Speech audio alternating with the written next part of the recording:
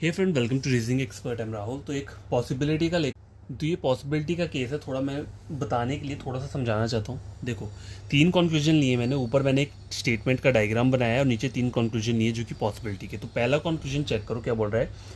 All B are A is a possibility. आपको possibility के कई भी क्वेश्चन चेक करने हैं तो पहले आपको ये वाला पार्ट चेक कर लो डायग्राम को देखकर। तो ऑल बी आर ए की डायग्राम बननी कैसे चाहिए, ऐसा बनना चाहिए ना, ऑल बी आर ए। लेकिन ऊपर डायग्राम क्या है, ऑल ए आर बी का है। तो ये चीज़ क्या हो रही है, डाउटफुल हो रही है। ठीक है, क्या इस वाले कंक्लूजन को हम क्या बोलते हैं, डाउटफुल। इतने से पार्ट को मैं बोल रहा हूँ डाउटफुल। ठीक है, तो जो भी चीज़ डाउटफुल होगी, यहाँ से लेकर यहाँ तक वाला पार्ट अगर डाउटफुल आएगा तो पॉसिबिलिटी क्या हो जाएगा, ट्रू हो जाएगा। ठीक है, सेकंड कंक्लूजन चेक करो, नो ए इज सी। पहले यहाँ तक चेक कर लो।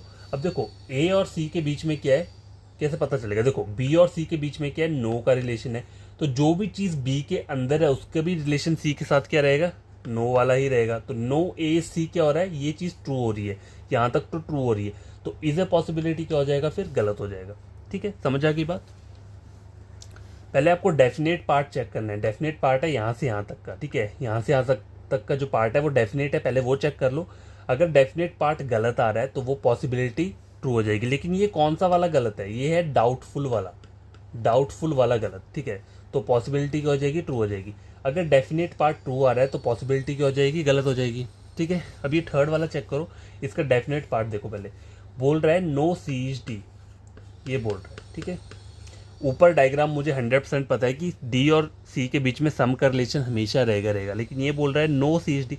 तो ये जो चीज़ है ये आ रहा है डेफिनेटली डज नॉट फॉलो। ठीक है तो ये भी गलत है। ऊपर वाला भी गलत था और ये वाला भी गलत है। लेकिन ऊपर वाला डाउटफुल था और ये क्या है, डेफिनेटली डज नॉट फॉलो वाला गलत है।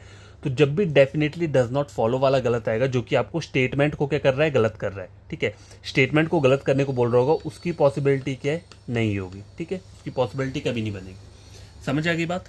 तो ये चीज़ हमेशा याद रखना। देखो, ये जो डाउटफुल वाला रहता है ना, डाउटफुल वाला जो गलत है उसकी पॉसिबिलिटी ट्रू रहती है। ठीक है, और ये जो फॉलोज रहता है, ये जो फॉलो करता है, कोई भी कंक्लूजन अगर आपका ट्रू हो रहा है तो उसकी पॉसिबिलिटी क्या रहेगी, कभी नहीं बनेगी।